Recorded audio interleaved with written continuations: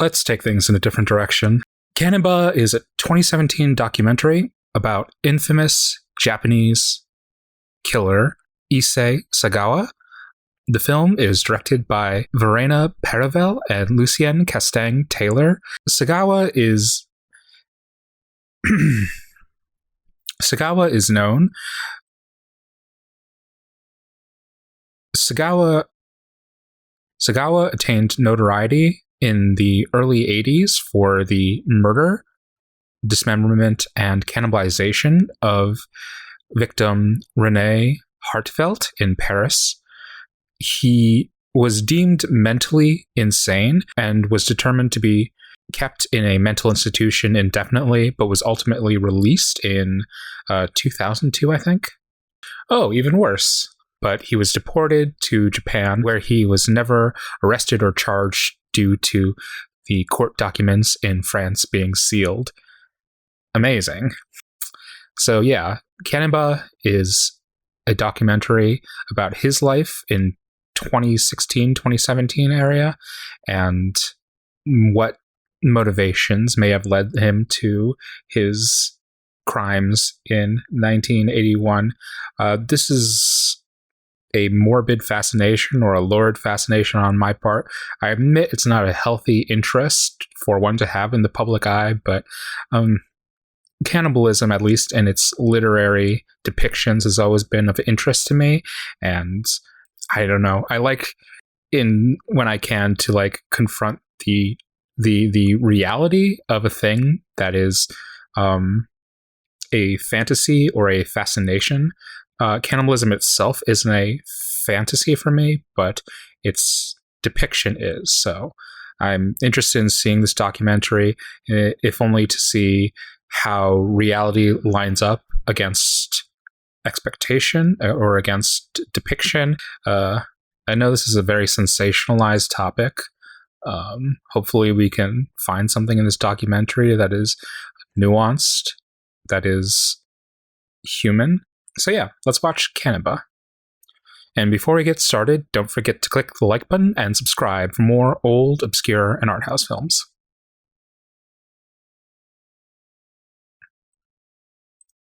And just say a little prayer for me. This is available to view. I think there's a Blu-ray of it running around somewhere, but it's available to view on Canopy if you have a library card.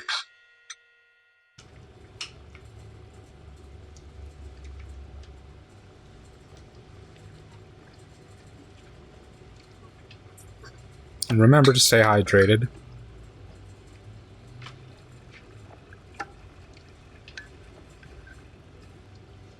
It's certainly a horrific act, perhaps one of the most horrific acts we can imagine a fellow human being doing.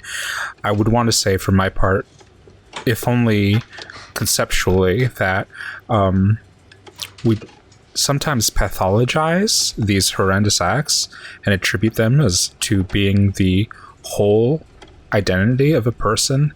And just for my part, even if the act itself is horrendous, I don't think it's necessarily pathological. I think that's like a designation or an assignment that makes us it makes it easier for us as a society to kind of understand or process evil, if it's deterministic, if it's like inherent to certain individuals or biologically essential.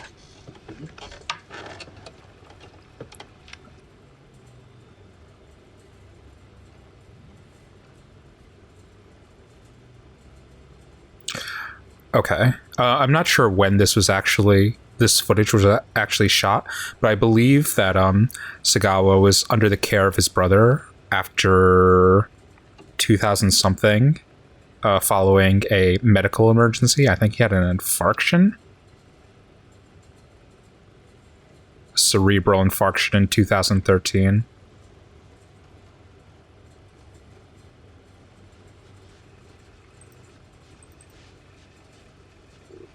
I mean, look at the irregularity of his hands. But it is eerie in a kind of in an ableist or a fantasist kind of way, how kind of debilitated or inhuman he looks following the cerebral infarction.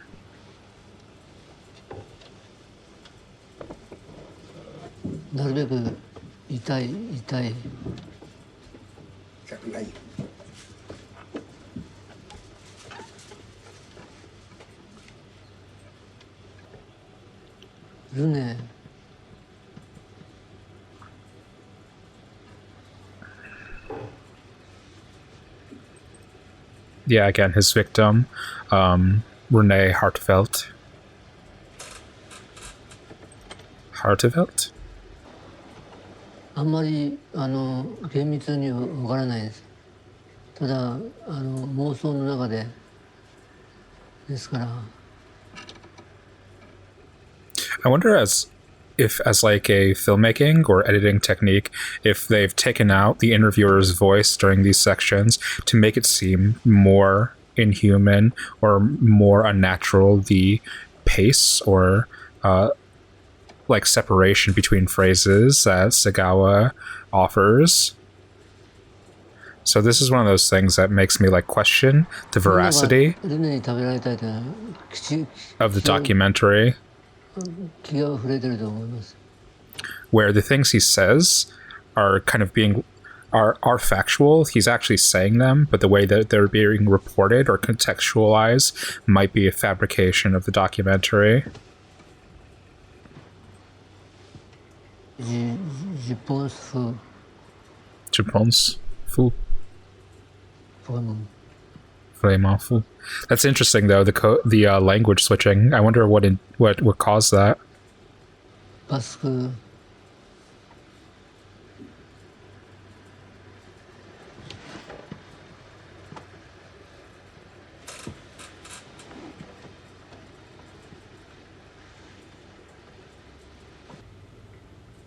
そこからおとなしくできればよかったと思います。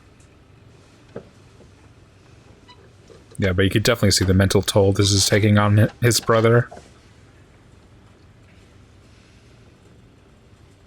Whether daily or having it all hashed out again in this documentary process. それを消化できる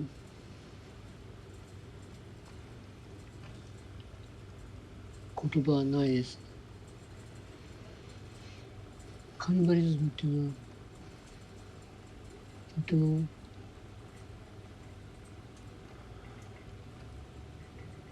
フェティッシュな願望に向いてると思う。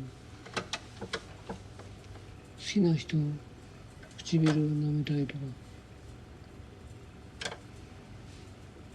そういうのは原始的な欲求に基づいていると思います。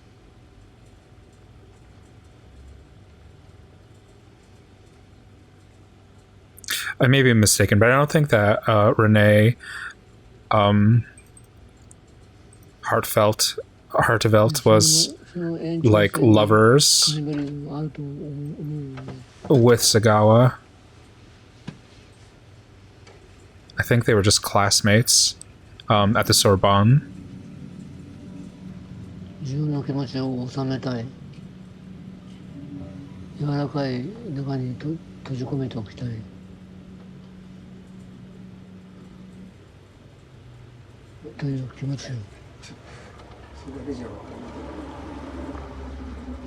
Okay, and here we actually get to hear the voice of the interviewer.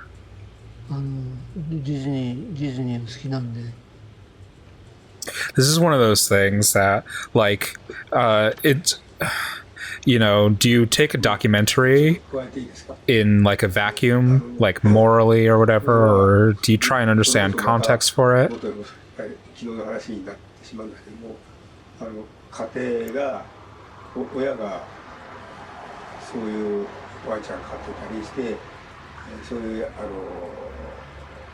Something I fundamentally question about like the timing of this documentary. I don't know how far from the the medical event, these interviews were taking place, but regardless of the evil of the subjects, regardless of how evil Issei Sagawa is or is not, following a medical emergency, he and his brother would obviously be put in mental, physical, and financial hardship, and that would make them more open to giving interviews and having a documentary film crew in their living space. And so, even with the best intentions, this is still a space where the documentarians could likely exploit them and their financial insecurity, and that kind of, frames or affects the interview or the documentary that's taking place. Especially interviewing him following a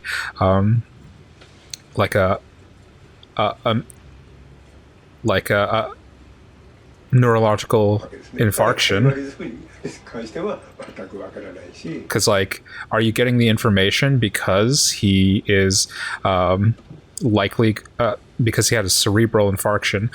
Are you getting the interview because you're uncertain if this subject is going to live? If you're wondering if there's enough time, and you're trying to get as much information from him as possible before he's not a source anymore? Or does his medical condition benefit a narrative that can be crafted around him? I'm not questioning. So, this may actually be a neutral depiction of this subject, and the filmmakers aren't trying to create anything or impose anything on it. These are just questions that I feel are necessary to ask when given something as stated fact.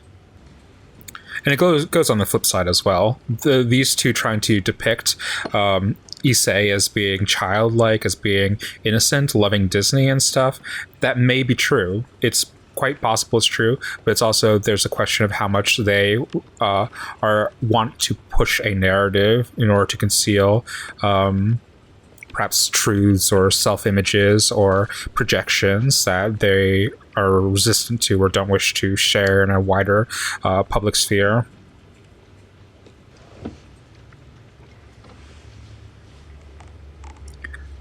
This is one of those things that's completely natural. You think, you don't even think about it. He's eating something and you conscious in your mind this terrible image of what he did, but you're like, why did they choose to shoot him at a time when he would be eating during the interview? Is he is it a medical necessity that he needs to be eating constantly, or did they choose to film at a certain time when he would be hungry?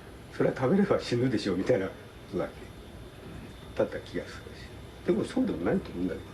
一部分の肉を噛んで食べるとかできるじゃん。でもそれじゃあ満足できなかった。満足できてる。できない。できてる。できたかもわかんないけども、それは実践 しなかった。殺さなきゃ無理だと思い込んでた。だそうです。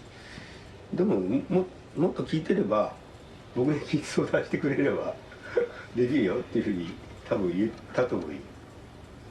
そっちの方の世界の女性がいるんだから。Who'll let you do that kind of stuff? 食べられてもいいっていう女性は多分いると思う。知らなくてもね。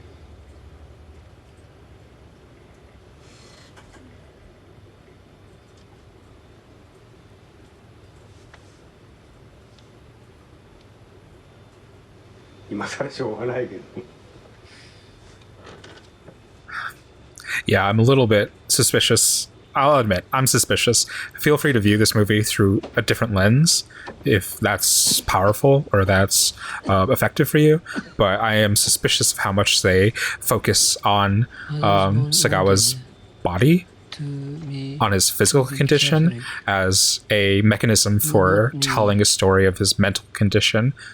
I have no right to be Catholic. And I don't mean his mental condition as in his mental condition following his cerebral infarction. I mean his mental condition as in his moral condition, his mental condition as it relates to the act that he committed.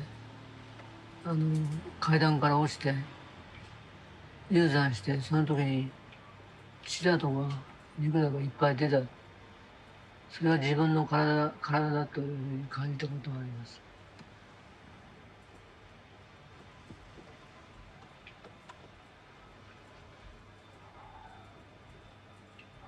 He has to dominate the frame. I'm wondering when they're going to pull out, if they're ever going to show him in a wider shot, show him as small as he is. This guy is like 4'9" IRL, but the filmmakers are choosing. And then maybe it's the conditions of the apartment, maybe it's a small apartment, but they are framing him as this huge, surreal, like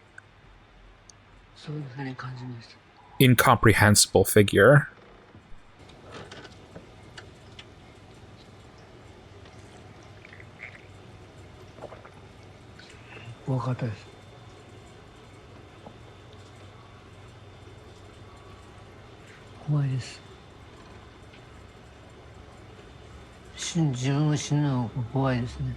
Yeah, this is the story for me. This is a story of a man who's close to death. He's obviously done terrible things.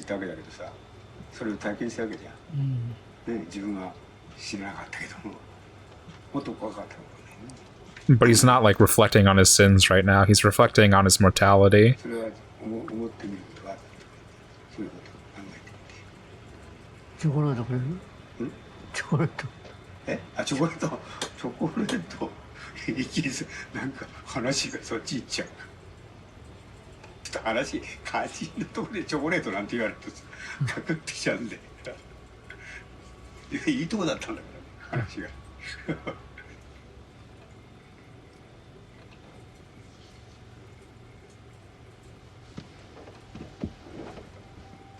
I don't know. It's like the Jinx or something, the portrayal right now.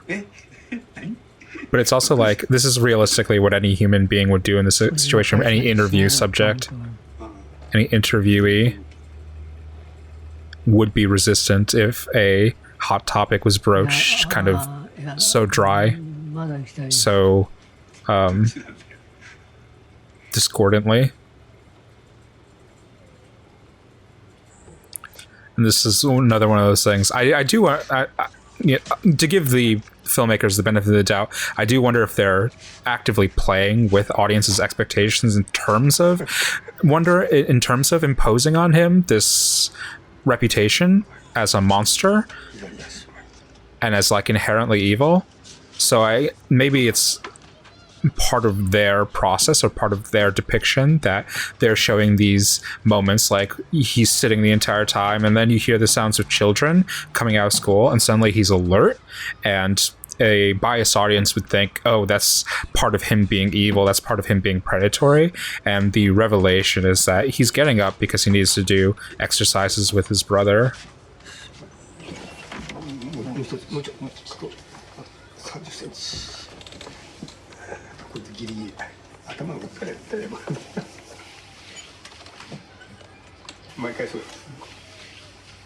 This is like kind of a confounding study in terms of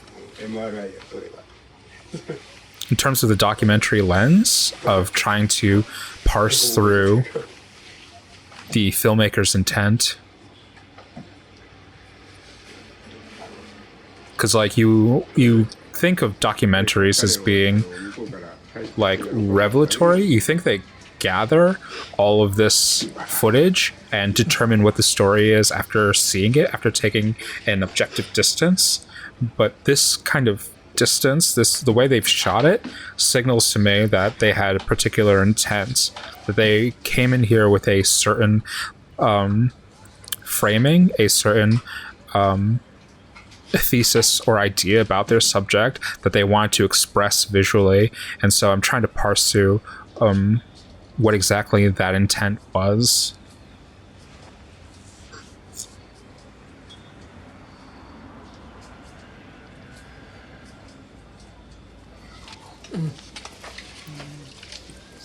Because we as the audience are primed by the knowledge that he is he was a cannibal, or he performed a cannibalistic act, I wonder how we as an audience would interpret this filmic language, this visual language, if what our prime was, what our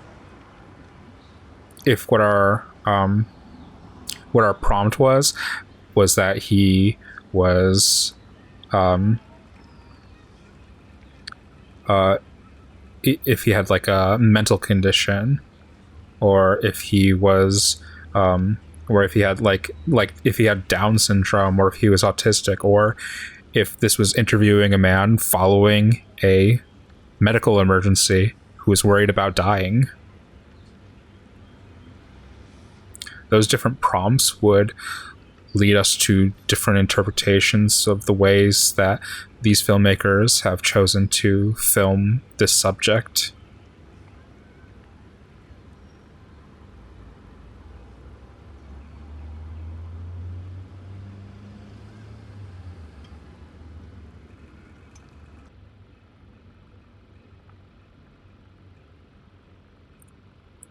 Yeah, I don't know. I wonder with this closeness, are they trying to depict him as inhuman, or am I like reading too much into it, and what they're trying to reveal is like he's a normal human being like you and I? It really doesn't feel like that's what they're doing initially, but this is also the kind of temporal process of film that ideas or statements are transformational. They're not like solid. They're not determined. The thing that a film is that's different from a statement or an essay is that they transform your understanding through the process of familiarization, through the process of the passage of time. Is this a movie being made about him? I'm under the impression that, or maybe just regular porn, I'm under the impression that he took photos of Hartevelt through the process of cannibalizing her, that he dismembered different parts of her body, consumed them, and took pictures of the dismembered body through each step. I've like never personally been into like water sports. I don't necessarily understand what the appeal is, but if you're into it, I would be interested in kind of knowing like what's the... Oh yeah, this part's gonna get me demonetized. This entire movie is gonna get me demonetized, I realize now.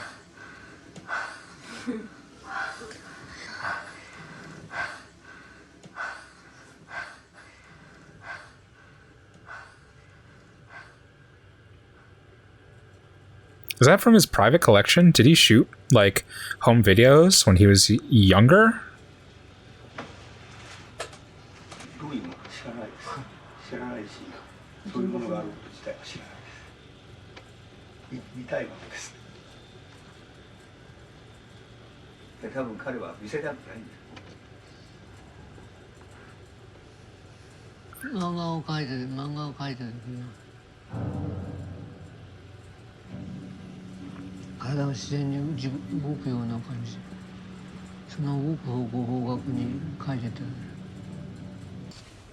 So this is an actual manga he wrote about the process of killing Hartevelt.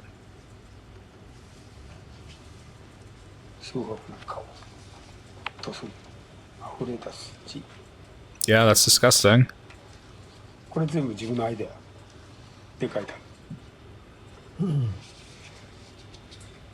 Is it though? This is again one of those like lens things where it's like he wrote this manga about the process of cannibalizing this woman. That's a horrific act. It's obviously a horrific act. But this isn't like a private collection of this manga. This is something that's published. So like there was an incentive to making this that wasn't just personal, that wasn't just pathological. Maybe that's the comment this movie's trying to make, that this horrible act,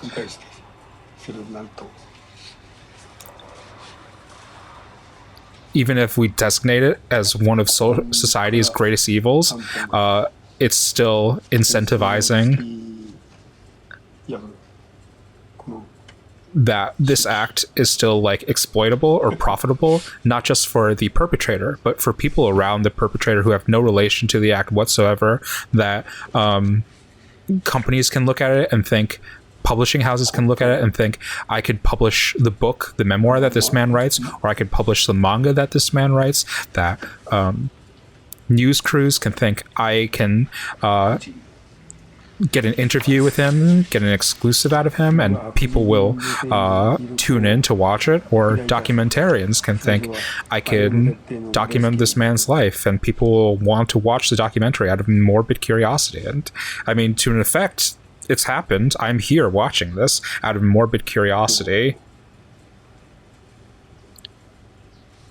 And it almost doesn't even matter who the person is who committed this act. The fact that the act itself exists, that it happened, is narrative enough.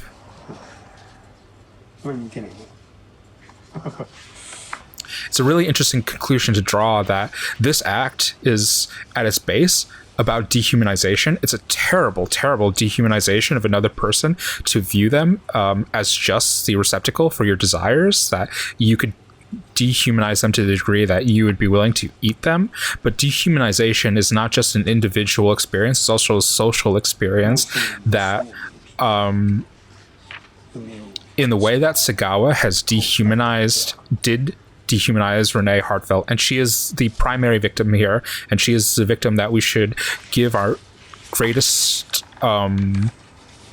attention to, that he himself has been dehumanized by a society that is luridly fascinated with this event, that hates this event, but is like drooling at the fact that it happened, that somebody could have done it. And so we have this fascinating character now, the outcast, the evil being that was capable of doing this thing, that is so taboo, that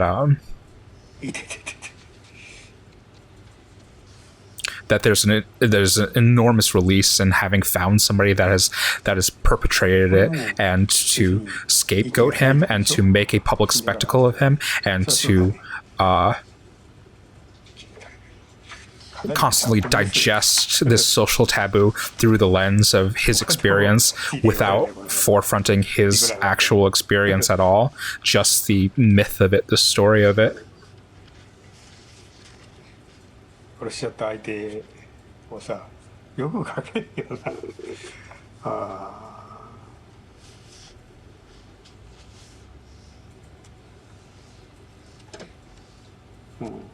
書きたかったから書いたの。分かんないな。分かんない。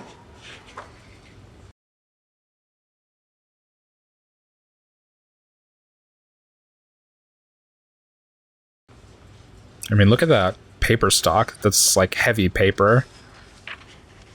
Somebody paid good money to have this published.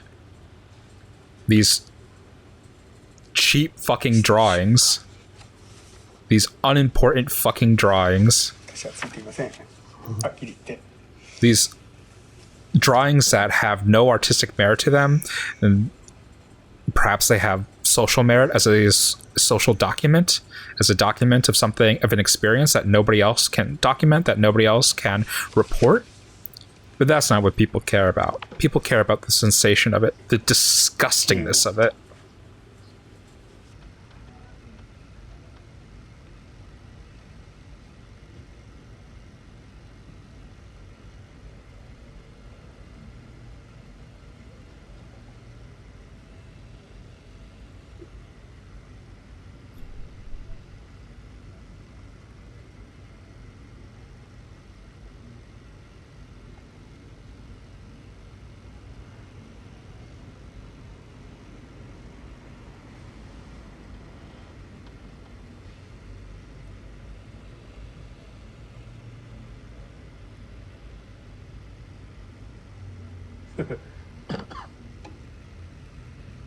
I'm sorry, I'm mulling through a lot of things right now that I want to talk about now or I want to talk about later.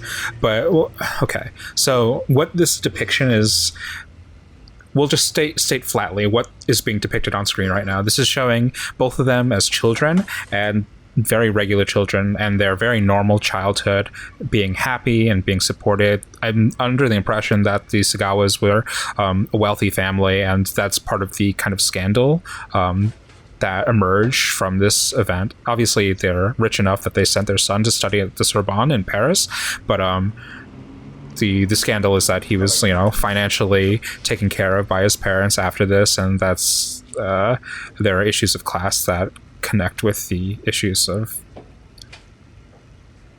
human atrocity being performed in a public sphere. Okay, so it's just showing them as like regular kids when they were young and their strong relationship with each other.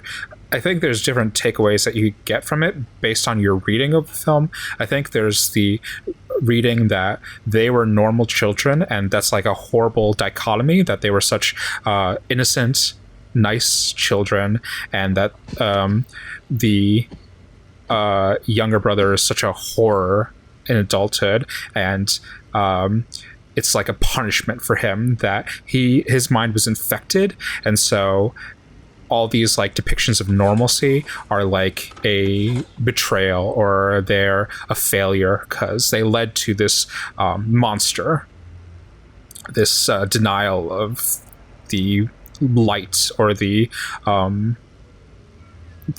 inherent goodness of humanity.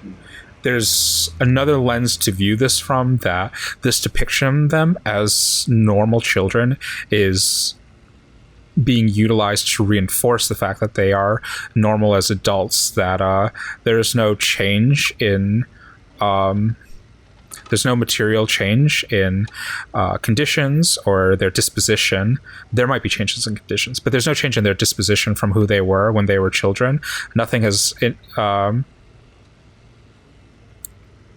has like grossly transformed them from what they were as kids. Or let me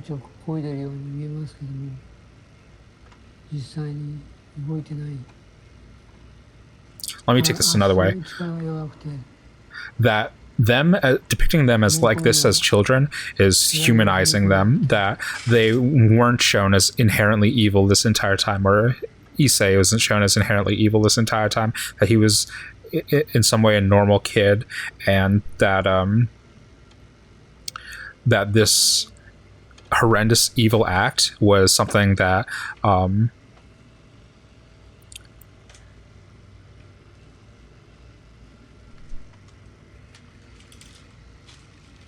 grew out of him, or something that wasn't inherent in him, that it grew out of circumstances, that conditions emerged that fundamentally changed him from who he was as this child. And so if there are conditions that could lead him to that horrible act, there are also conditions that could lead him out of it. And it's a depiction of them as normal human beings that perhaps is being used to dislodge you from your assumptions that Issei Sagawa is an inherently evil person, and that he is undeserving of forgiveness or understanding.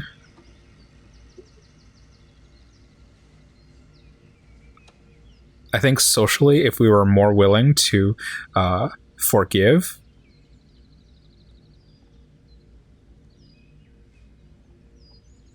the monsters in our society, we'd have an easier time moving on from them, and we wouldn't perpetuate them, and they wouldn't like hide in our shadows constantly.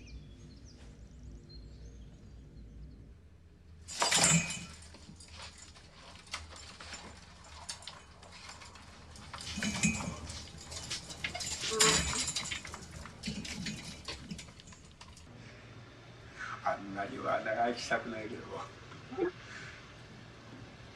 ね、そこまではねちょっとねもうちょっと早めにおさらいしたいですね。だからあんまり食べ過ぎないようにずっと生き続けることだから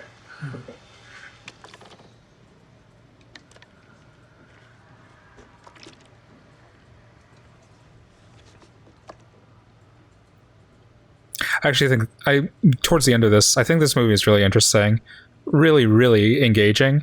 But I won't concede that it's the intention of the filmmakers. I really don't want to litigate what's the intention of these filmmakers anymore. I'll go over this when the movie ends.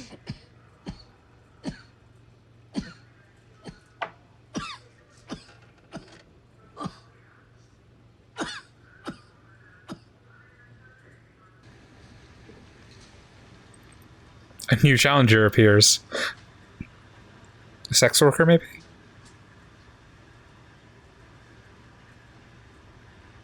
他に食べたいのありますか？パンゴショコラ。はい、どうぞ。チョコレートがこの辺にたくさんあるかもしれない。おう。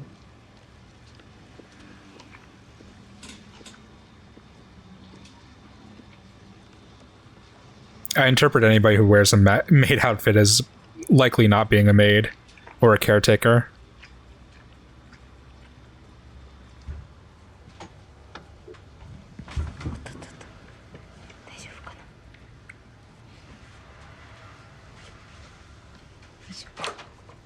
Like, if this movie is one way or the other, this is like the ultimate seduction or exploitation of this film, to have the final scenes be Sagawa in the presence of a woman and like feeling that fear or feeling that anger creep up inside of you,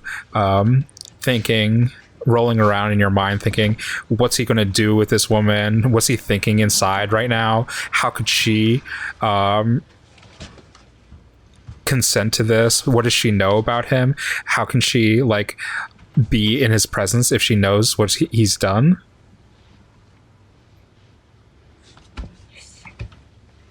I think it actually feeds well into whatever interpretation you have of this film, but it does seem like a logical climax to this movie, based on its construction, to have the final scene be him engaged with a woman.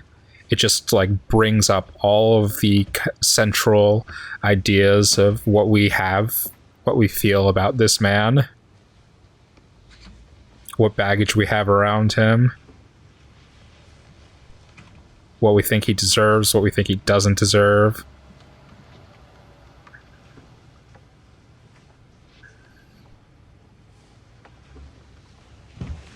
What we think he'll do, what we think he's incapable of doing.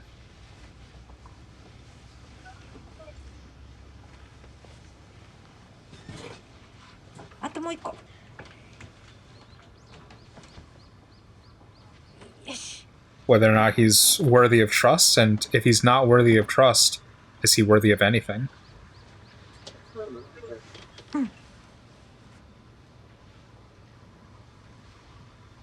For my part, I think society, a good society, has to be willing to care for its untrustworthy, regardless if he's trustworthy or not. A society that is strong, that is supple, must be able to support human beings that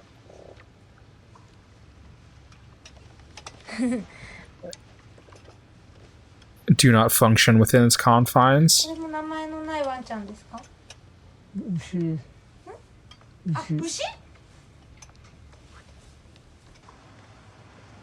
ちょっと前ですね、よく着てたのはね。最近はもうね、もうちょっと大人のメイドなんですけどね。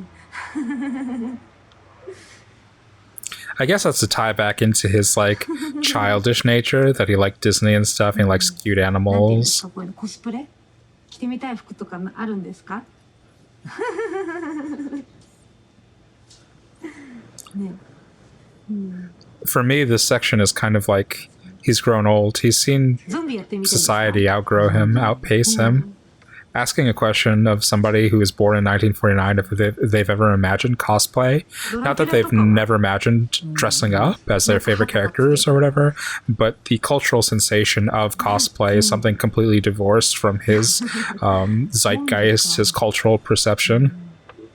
じゃあ今日ゾンビの変装してお散歩してれば楽しかったですかね。いい記念写真が撮れたかもしれない。Yeah, this section for me is watching a man at the steps of death.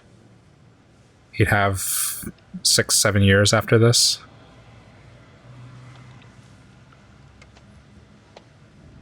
And, you know, he's been left alone. He's being left progressively alone, despite being a public figure, a public spectacle. There are less and less people who know who he is on a daily level. And that's something that should, you know, perhaps makes you feel something similar, a similar kind of regret, a similar kind of sympathy for Renée Hartevelt, that she only had as many days as a 25-year-old had, and this man intentionally wiped that all away. And she couldn't grow to be old, and she couldn't have these experiences. 私そうだ、去年ゾンビの役やりましたけど、だからもう誰かわからない感じ。でもなんかちょっと悲しいお話で、なんだっけな、そこのある山があって、伝説でその山には死んだものを生き返らせることができるっていう伝説があって、で、ある女の子が自分の可愛がっていた犬が死んでしまって、その犬を It's kind of the paradox of these most extreme acts. また生き返ってほしいからね。Because we as like social animals are punitive to a degree to manage or to help out victims or help out the disenfranchised within our social circles. But there gets to be a point of atrocity that humans perpetrate that that punishment no longer suffices. And it's the sort of thing where it doesn't suffice, so it's not worth it. There's no degree of justice that can be meted out that will repair what's been done. And the punishment itself no longer focuses on repair. And so, to a certain degree, barring conversations about prevention and whatnot, and also capital punishment or punishment in general is not preventative at a certain point, in my belief. But at a certain point, crimes that are committed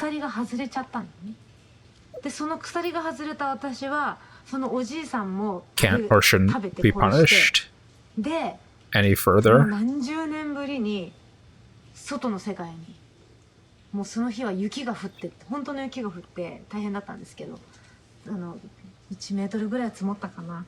その雪の中で久しぶりに取れた鎖と一緒に出てきて、久しぶりのこう自由な世界でわーとか言いながら自由になって雪の中をこう歩いていって、そう、ワンちゃん、可愛いワンちゃんも生き返れたんだけど、やっぱりゾンビだったの。それで私は自分もゾンビでしょ。でゾンビでこう悲しい運命でしょ。もう命はあるけど普通の人間と生きていけないし。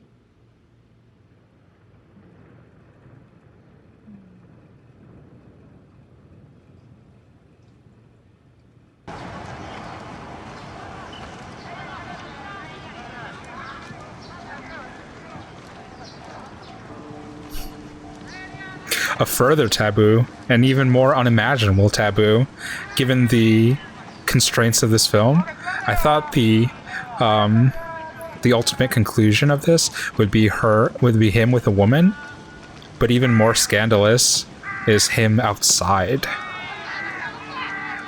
That's a wonderful play at the conventions of this movie.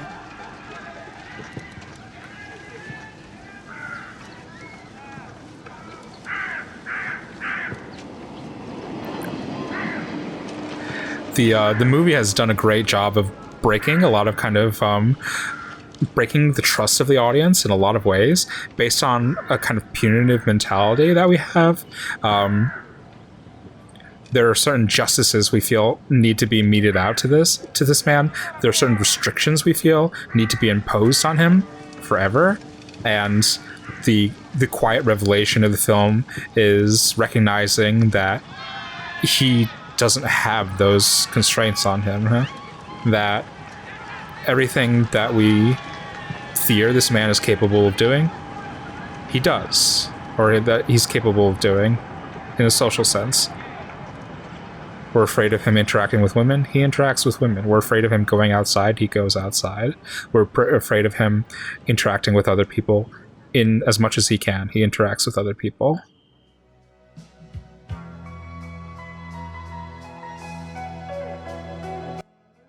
This is really, really interesting. Who's the fucking person who operated the camera on this?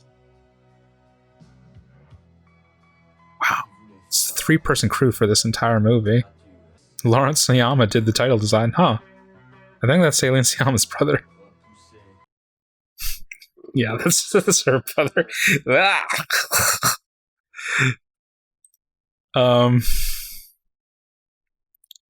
Okay, so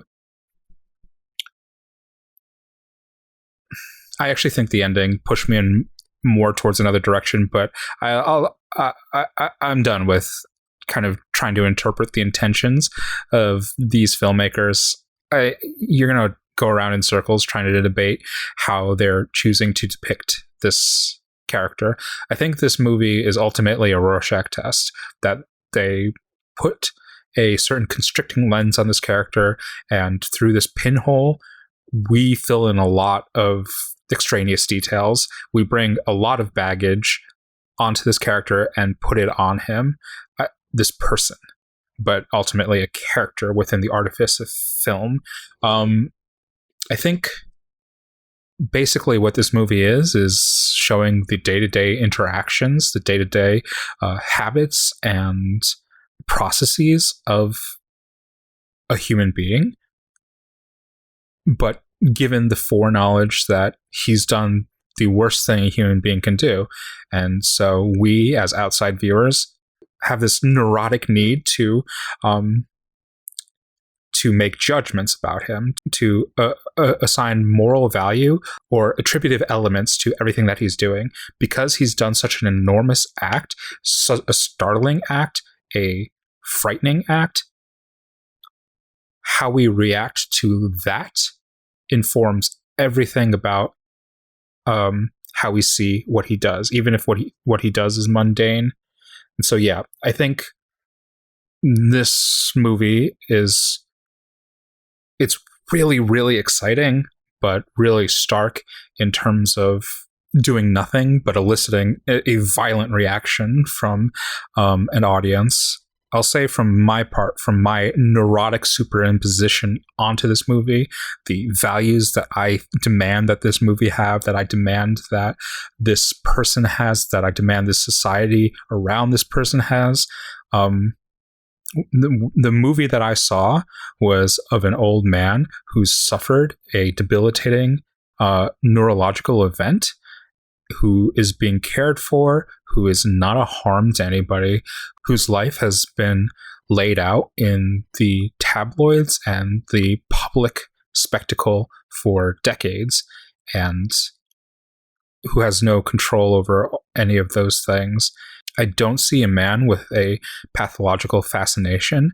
I'm not a psychologist. I don't have any training or any knowledge, but I didn't see somebody who would repeat harm.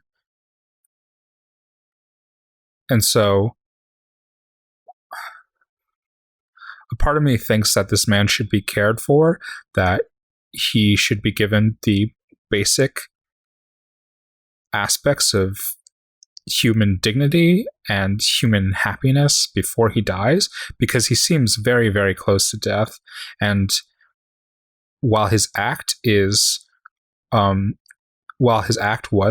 this is the problem, me saying it as like a present tense, like it's something that's still happening, while the thing that he did, the cannibalism that he committed, the murder that he committed, was an atrocious act, festering over it, obsessing over it, keeps that act in the public consciousness, keeps it alive and perpetuated more so than any pathology that he could ever have. Any murderers, rapists, pedophiles that we have in our society, the punitive society perpetuates these acts far more than any individual actor ever could. And the more we obsess over these things, the more people become dehumanized. We're less interested in Issei Sagawa. We're less interested in Renée Hartevelt. And it just becomes a public circus. And so ultimately, I think, leave these people alone. Acknowledge what they did, but we can't keep obsessing over these things. And this is a kind of crisis that we face on an individual and a social level as well, like fascination with the morbid and with the terrible. That's why I picked out this documentary in the first place. We'll always have that fixation. We'll always have that interest in the taboo, so long as society deems it a taboo. But the more like we try and punish other people for guilt we feel around these things, the more these taboos will become monsters that will eat us whole. So yeah, that was Caniba. I can definitely see how people will find this movie frustrating or find it advocating for one thing or for another. I've certainly fallen into that over the course of watching this movie. I think viewers can be frustrated by how boring the movie is. Yeah, I guess if you were looking for a certain kind of spectacle around this character. But if you're interested in a movie, if you're interested in a documentary that has kind of like deep questions, whether intentional or not, about public spectacle, about exploitation, about the relationship between a documentarian and a subject, public outcry, taboo, this is really interesting watch. Really engaging watch, really, regardless of if the filmmakers feel one way or the other. Yeah, that was Caniba.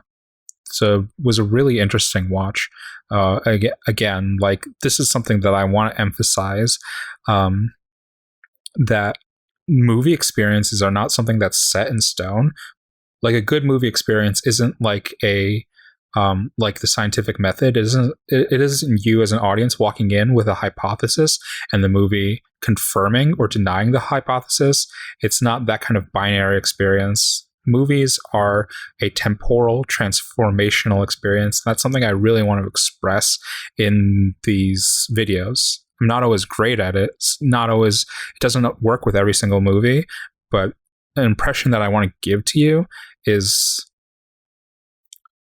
to think about, to feel, is that a movie changes as you watch it, and you change as you watch the film. The process of watching a movie over time is the sensation of experiencing change. I want you to live in that feeling of change and of uncertainty when you're watching a movie. And I want to push back against the film-going narrative of watching a movie and it's either good or it's bad. It's either affirmed your beliefs or it's opposed your beliefs. I don't think movie watching is an on and off switch. I think it's a process, and it's really supposed to make you think and feel and think about your thinking and feel that you're feeling. Yeah.